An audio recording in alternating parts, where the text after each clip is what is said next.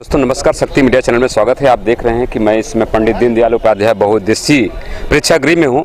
यहाँ पर संसदीय कार्यक्रम मंत्रालय भारत सरकार द्वारा जो कार्यक्रम आज है, यहाँ पे हमारे मंत्री आ रहे हैं, सांसद माननीय श्री महेंद्र नाथ पांडे जी। जो कार्यक्रम स्थल पंडित दीनदयाल उपाध्याय बहुउद्देशीय प्रेक्षागृह में होगा, दिखाते चलूँ कि ये प्रेक्षागृह में सारे बच्चे तैयार हैं और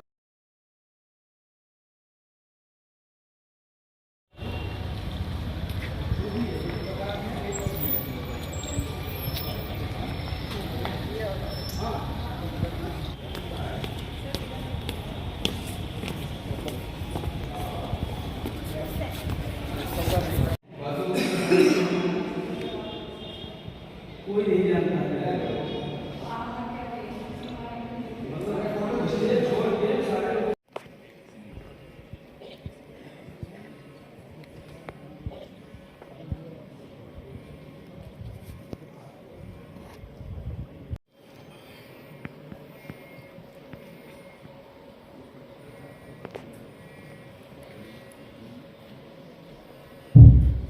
प्यारे बच्चों, अब हम लोग के बीच आज के मुख्य अतिथि महोदय जल्द ही पधारने वाले हैं। जो बच्चे अपने अपने रीजन से या जो अपने अपने तैयार हैं, प्यारे बच्चों, युवा संसद आपको एक ऐसा प्लेटफॉर्म देता है जिससे आपको ये पता चलता है कैसा हो उसकी नीति। आपके अंदर प्रतिभा है, तभी आप चयनित होकर यहाँ तक पहुँचे हैं। उज्जवल भविष्य का निर्माण आपके हाथों से होता है। देश की दशा कैसी हो, देश का भविष्य कैसा हो, कैसे विश्व क्षितिज पर उत्तरोत्तर विकास करता रहे। चंद क्षणों में हम सभी के मध्य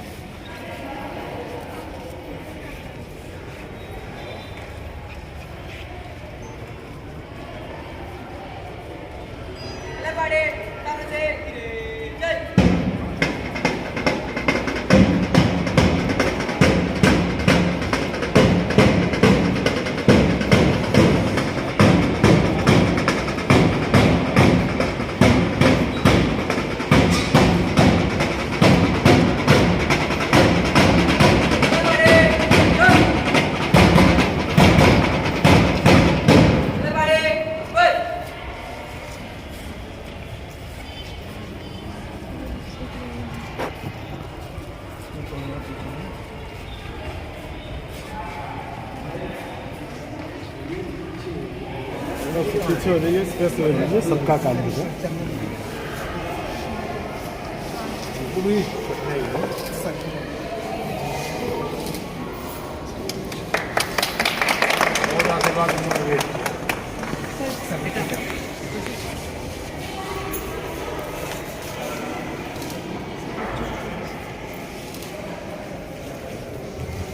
हमारे विद्यालय में आप सभी का स्वागत है।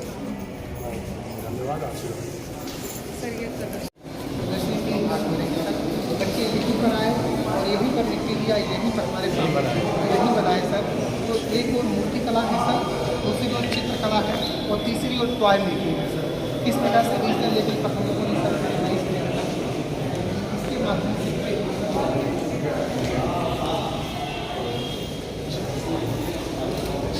बधाई बच्चों। सर का स्वागत। आप सभी मेहमान अतिथियों से मैं निवेदन करूंगा कि कृपया दीप प्रज्वलित कर कार्यक्रम के शुभारंभ करने की कृपा करें। सभी मुख्य अतिथि द्वारा कार्यक्रम में दीप प्रज्वलन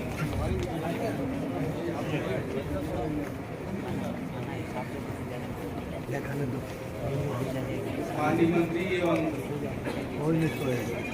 सभी अतिथिगणों से मेरा आग्रह है, डॉक्टर महेंद्रनाथ पांडे जी, माननीय मंत्री श्री भैरव प्रसाद मिश्र जी, माननीय पूर्व सांसद श्री सुशील सिंह जी, माननीय विधायक सैद राजा, श्री अभिमन्यु सिंह जी, जिलाध्यक्ष,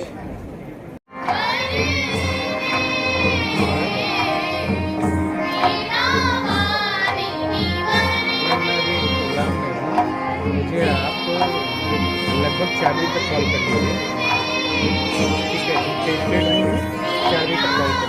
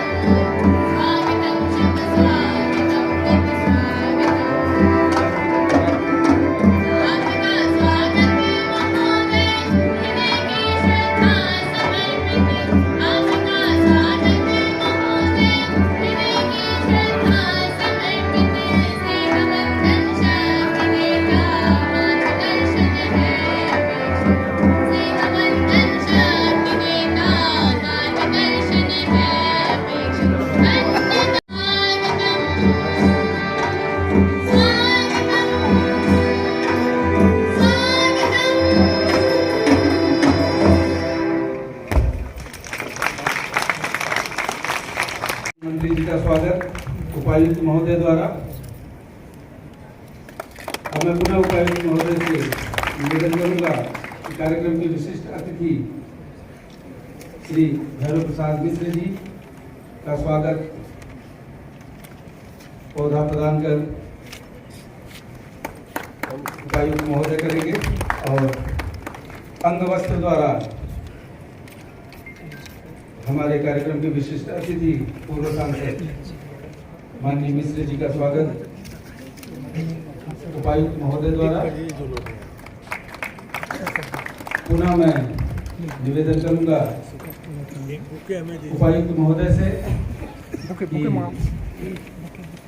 श्री राजेश कुमार पांडे सर, अध्यक्ष विद्यालय प्रबंधन समिति, नितिन सर यही ले विद्यालय, माननीय मंत्री जी और माननीय पूर्व सांसद जी का आत्मीय प्रेम झलक रहा है। अब मैं उपायुक्त महोदय से निवेदन करूंगा कि श्री सुशील सिंह जी, माननीय विधायक सैद राजा का के द्वारा करेंगे। मैं पत्रकार महोदय और फोटोग्राफरों से थोड़ा निवेदन करूंगा कि कृपया सामने से हट जाए ताकि मुझे भी दिखाई दे कि सर स्वागत किसका कर रहे हैं।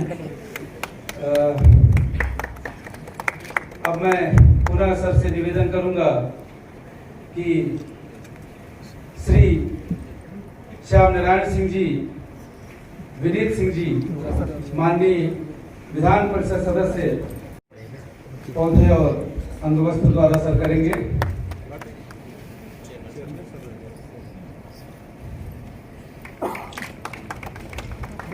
पुनः मैं निवेदन करूंगा सर से जिलाध्यक्ष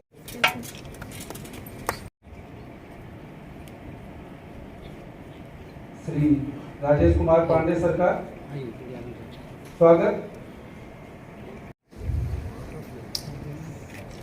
पुनः हमारे अतिथियों के क्रम में श्री विनोद कुमार बेहरा सर का स्वागत करेंगे और ये दोनों उपायुक्त महोदयगण पुनः प्राचार्य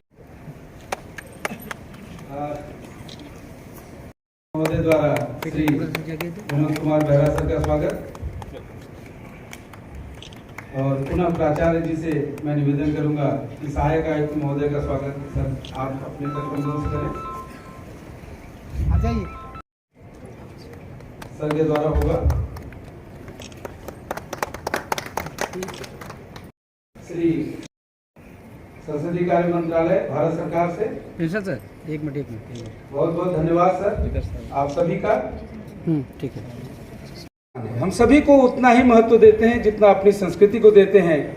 इसलिए आज केंद्रीय विद्यालय पंडित दीनदयाल उपाध्याय नगर के इस प्रेक्षागृह में हम इस पूर्वांचल से आपको अरुणाचल की ओर ले चलते हैं और हमारे विद्यार्थी आपके सामने अरुणाचल प्रदेश का एक लोक नृत्य प्रस्तुत करने जा रहे हैं।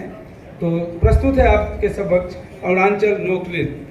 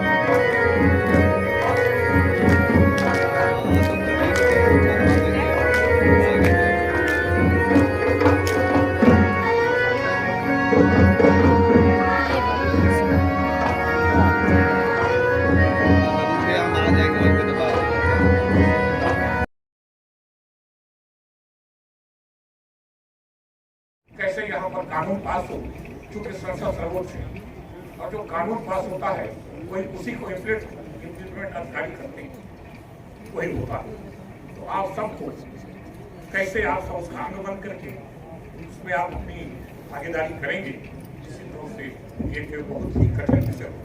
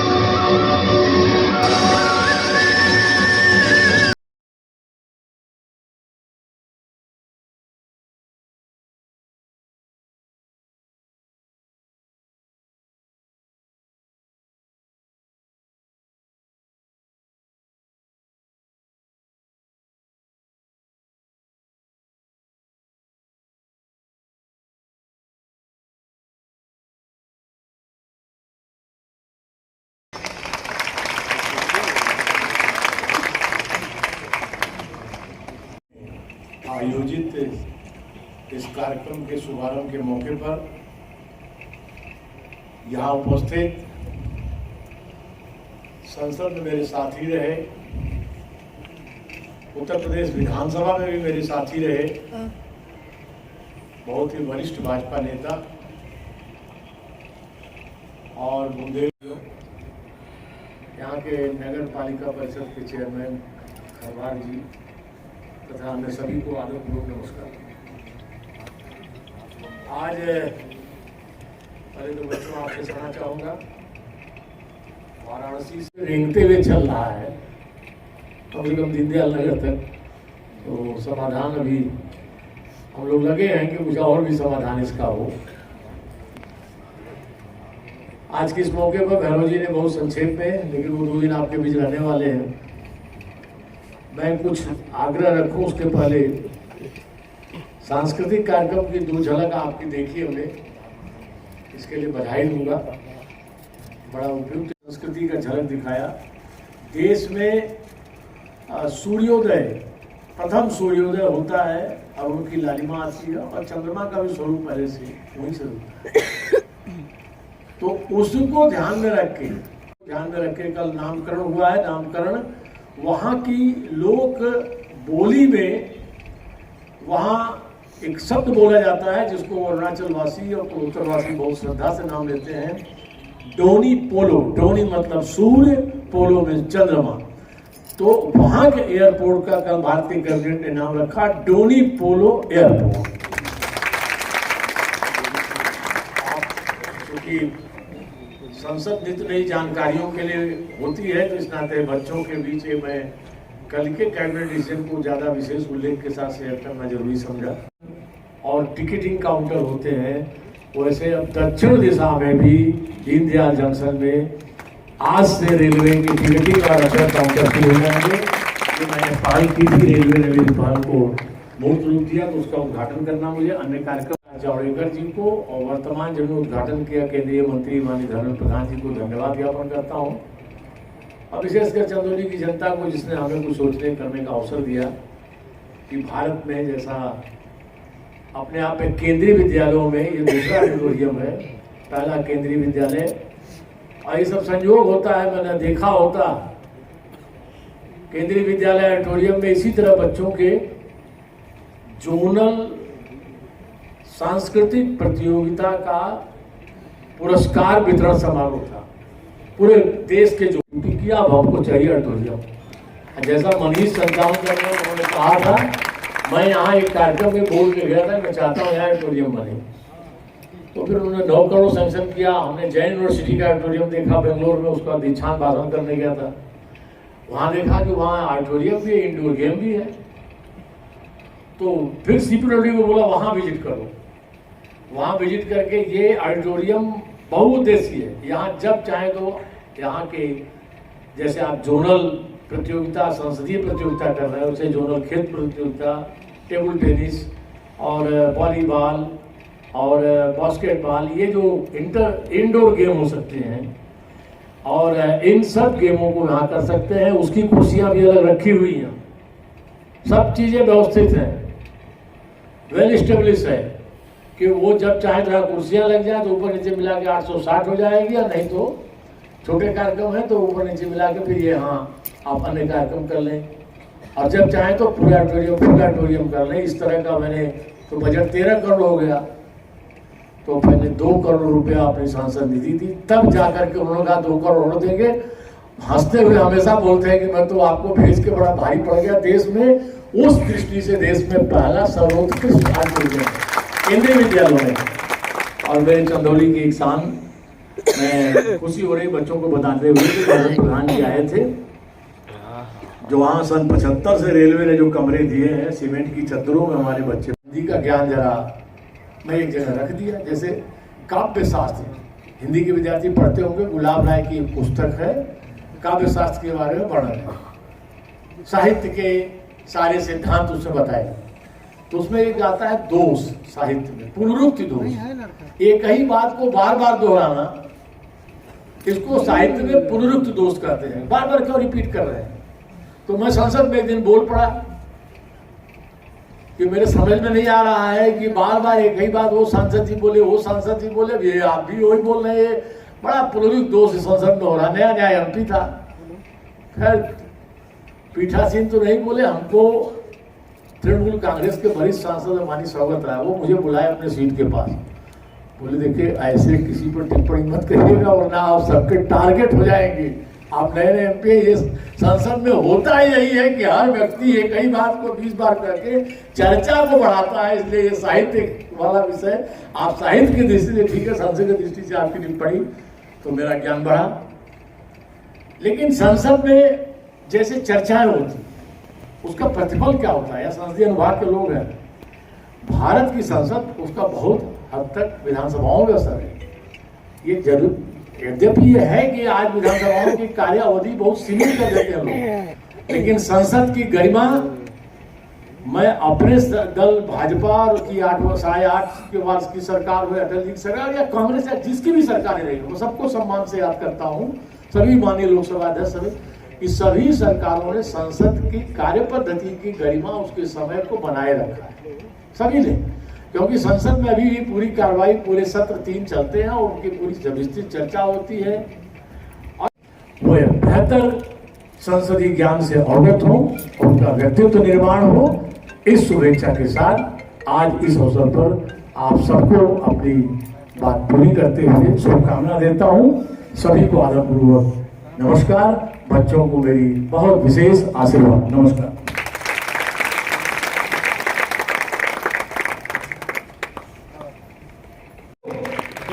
कहीं न कहीं अपनी दुनिया में, अपने जीवन में सफलता प्राप्त करते हैं वह मूर्ति, और ये हमारे विद्यालय के विद्यार्थियों की एक कलाकृति है जिसने माननीय मंत्री जी को उकेर कर रख दिया है उस कैनवास पे।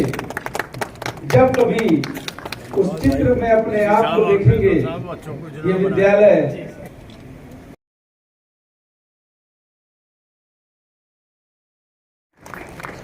ये तय चित्र माननीय सांसद जी के लिए, इस विद्यालय में आपकी स्मृतियां हमेशा जुड़ी रहे इस विद्यालय से, हम भी यही चाहेंगे। और अगला तय चित्र मैं पुनः निवेदन करूंगा उपायुक्त महोदय से, माननीय विधायक श्री सुशील सिंह जी के लिए, सैयद राजा से विधायक, माननीय विधायक जी के चित्र को वैसे ही उकेरा जाए। पुनः मैं अंग वस्त्र के द्वारा सर का स्वागत करेंगे। सबको आने में थोड़ा विलंब हो गया था, स्वागत नहीं हुआ, लेकिन वो परिपाटी हम छोड़ने वाले नहीं हैं। और पुनः इसी क्रम में स्मृति चिन्ह के रूप में माननीय विधायक जी का तय चित्र विधायक जी को समर्पित।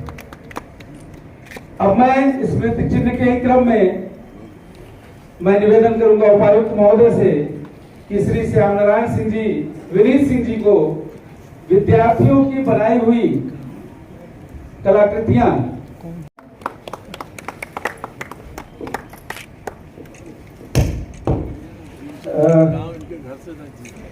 उपायुक्त महोदय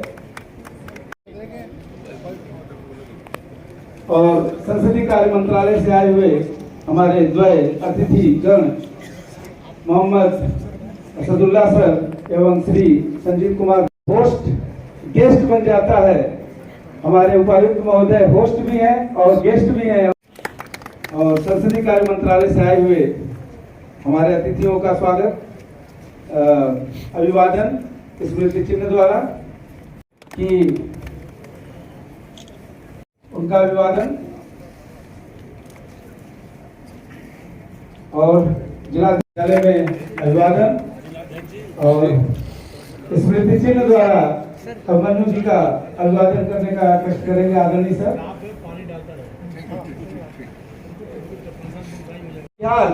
हमारे देश के भविष्य में मैं भी इनसे केवल इतना कहूंगा कि नैराश्य नद में डूबते निज राष्ट्र की नव आस हो, कोई अलौकिक शक्ति हो, अभिव्यक्ति हो, विश्वास हो, नवकाल की नव ज्योति हो, उत्कर्ष की आभास हो, मानो न मानो सत्य है, तुम स्वयं में इतिहास हो, तुम स्वयं में इतिहास हो।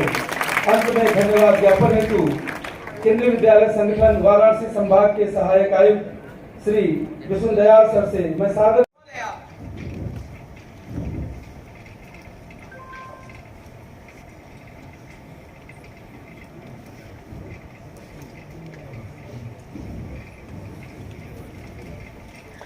Honorable members, I cordially welcome you all to this session of Youth Parliament. Hope this session would be a very fruitful one as we sit down to deliberate the important matters concerning the nation. Today's first business, members to take oath of affirmation. Secretary General, please. Shri Piyush Kumar and Ms. Neha Saraswati, who stand elected from Darbhanga constituency of Bihar and Midnapur constituency of Bengal respectively, will now take oath of affirmation. Shri Piyush Kumar.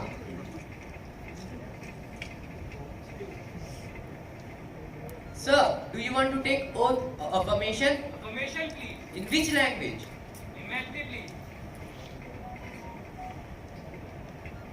हम पीयूष कुमार नाम जे युवा संसदक सदस्य निर्वाचित भेलौ अछि भगवानक नाम से शपथ लय रहल छी सत्यनिष्ठा से प्रतिज्ञान करे छी कि हम विधि द्वारा स्थापित भारत के संविधान के प्रति श्रद्धा राखब, देशक प्रभुसत्ता और एकता के बनाकर राखब एवं जाहि पद के हम ग्रहण करे वाला छी ओकर कर्तव्य श्रद्धा पूर्वक निर्वहन करब।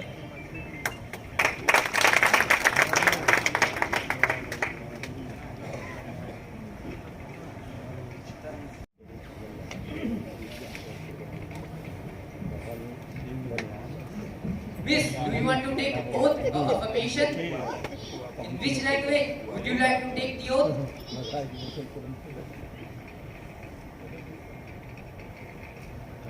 I, Miss Neha Saraswati, having been elected a member of the lower house of the Youth Parliament, do solemnly affirm that I will bear to faith and allegiance to the Constitution of India, and by law establish that I will faithfully discharge the duty which I am about to enter. Honorable members, as we meet today, it's my duty to inform the House about the sudden demise of Shri Nand Kumar Singh Chauhan, born on 8 November 1952 in Shahpur Khandwa, Madhya Pradesh. He started his political career as the chairman of Municipal Council of Shahpur Khandwa district. He got elected to the 11th Lok Sabha in 1996 from Khandwa constituency. He was a seasoned and an accomplished politician engaged in social service. He had held different positions in various organizations for the last 20 years. He was active in the socio-political field with the sole objective of helping the needy, the poor and the oppressed. His death is a serious loss for our nation. Madam, I rise to pay my tributes to Shri Nand Kumar Singh Chauhan. I am deeply saddened about the passing away of Shri Chauhan, a seasoned parliamentarian who got elected to Lok Sabha for 6 terms, and this shows his acceptance as a great leader in his constituency. He was an agriculturist by profession and did justice to the responsibilities given to him as a party worker. His death is a serious loss for me also, as he was very close to my heart. Shri Nand Kumar Singh Chauhan would always be remembered for his concern for downtrodden classes of Khandwa. We feel a void after his demise, and it is an irrecoverable loss. Shri Nand Kumar Singh को सजान करता है। मेरा उनके साथ व्यक्तिगत तौर पर कार्य करने का अनुभव रहा और इस दौरान मैंने उनसे बहुत कुछ सीखा। इसमें कोई संदेह नहीं है कि वे एक मजे हुए नेता थे और मैं ये समझता हूँ कि उनकी खासियत इस बात से परिलक्षित होती है कि 1996 से जब भी उन्होंने लोकसभा का चुनाव लड़ा, कभी भी पराजय का मुंह नहीं देखा। ईश्वर उनकी आत्मा को शांति प्रदान करे। Now the House will rise and observe silence for 2 minutes to pay tribute to the departed soul. Om Shanti, Shanti, Shanti. Secretary General may convey the Message of condolences of the House to the bereaved family. My colleagues, the new ministers, Mr. Love, Minister of Energy Resources, Sri Roshan Kumar, Minister of Education. Now the question hour begins. Question 101 by Ms. Kashish. Madam Speaker, will the Union Minister of Education be pleased to state whether the Union Government have any policy of restructuring the curriculum, pedagogy and modification of textbook for effective implementation of NEP 2020? If so, the details of such steps taken by the Ministry, whether any time frame for this modification is. Honorable Minister of Education, please. Honorable Chairperson, I am glad that my fellow parliamentarian has such genuine concern about NEP 2020 and its successful implementation. In the changed scenario of education practices prevalent in developed countries of the world, and also the new policy of education that has replaced old educational practices necessitate change in curriculum. The NCERT has revised the textbook in 2017 due to delay in education policy draft. The NCF has revised the textbook 4 times so far in 1975, 1988, 2000 and 2005. As per the new education policy 2020, it has been recommended and advised that the textbook should be revised to contain only the essential core material in each subject, keeping in mind a constructivist, discovery-based, analysis-based, engaging and enjoyable style of learning. The task of modification of textbooks is under process. Thank you. Supplementary questions, please. Members, let there be some order in the House. Yes, Ms. Topsy, please. माननीय अध्यक्ष महोदय, क्या माननीय शिक्षा मंत्री महोदय सदन को यह बताने की कृपा करेंगे क्या नई शिक्षा नीति के तहत प्री वोकेशनल एजुकेशन के सफल संचालन के लिए आधारभूत संरचना को सुदृढ़ करने के लिए विद्यालयों में वित्तीय सहायता दी जा रही है और क्या स्कूली शिक्षा में कक्षा 9वीं से 12वीं तक अपने ऐच्छिक विषयों के चयन और पठन पाठन के लिए केंद्रीय विद्यालयों में विभिन्न विषय शिक्षकों की नियुक्ति की प्रक्रिया आरंभ की जाएगी? अगर हाँ, तो क्या मंत्री महोदय इस प्रक्रिया के पूर्ण होने की समय सीमा की जानकारी दे सकते हैं? Yes, the Honorable Minister, please.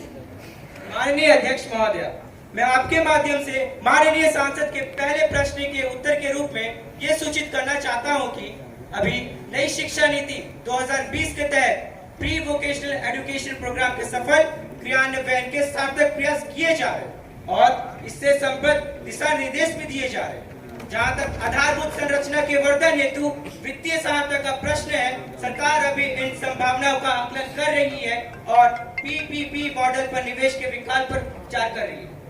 माननीय अध्यक्ष महोदय, माननीय सांसद ने अपने दूसरे प्रश्न में कक्षा 9वीं से 12वीं तक के वैकल्पिक विषयों हेतु नियुक्तियों के संबंध में सूचना मांगी थी। इस पर मैं सदन को यह अवगत कराना चाहता हूं कि अभी तक नियुक्तियां नहीं की गई है और भविष्य में वित्तीय प्रभावों की समीक्षा के उपरांत इस पर निर्णय लंबित है। धन्यवाद। स्पीकर महोदय, मैं मंत्री महोदय से पूछना चाहता हूं। No more supplementaries. Question 1 or 2 by Ms. Anushka. Madam Speaker, it is through you I wish to ask a very important and relevant question, which I think is the question on the minds of every citizen. Will the Honorable Minister of Finance be pleased to state, firstly, what steps are being taken to address the issue of inflation, which has been on the rise since last 8 years? Secondly, whether the government is planning to bring petrol and diesel under the ambit of GST to stem the rising price of petroleum products, causing much financial strain to common people.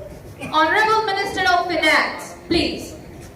Madam Speaker, India is hit by inflation and we can't deny the statement. But this situation is not only of this country but is of the entire world. The whole world is being affected by the inflation. It is because of COVID-19, Ukraine-Russia war. I think the nation ought to feel proud of the fact that despite this pandemic, we are less affected in comparison with other countries. Our average inflation in the regime of the previous government was consistently between 10%. But what has been the scenario ever since this government came to power? The inflation rate of India has been brought down to a decent level. Presently, when the global economy is facing recession-like situation in post-COVID and current war situation, the inflation rate of India has not exceeded more than 6.7%, and in food item, it is nearly about 4%. We are also planning some more ways to control inflation, and those are: government is planning to bring petrol and diesel under GST. This will have huge impact, leading to reduction in the price level. We are also trying to normalize the supply chain, which was disrupted due to COVID-19. When the supply chain will become normal, the price rise will be automatically neutralized. Government is also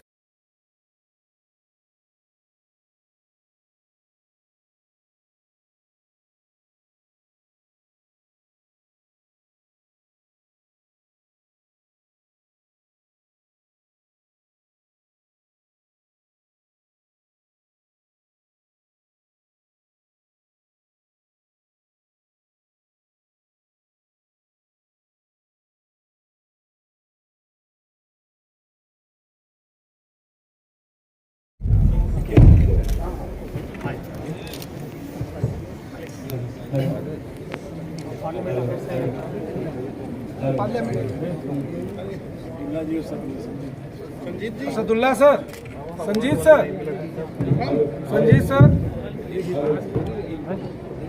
ये वही असदुल्ला जी आइए please, जल्दी आइए please, अंदर आ जाइए, अंदर आ जाइए, sir के पास से आइए, इधर खड़ा आइए, यहाँ खड़े आइए, सर थोड़ा पीछे आप भी आ जाइए, एक ये भी ऑफिशियल का एक हो जाना,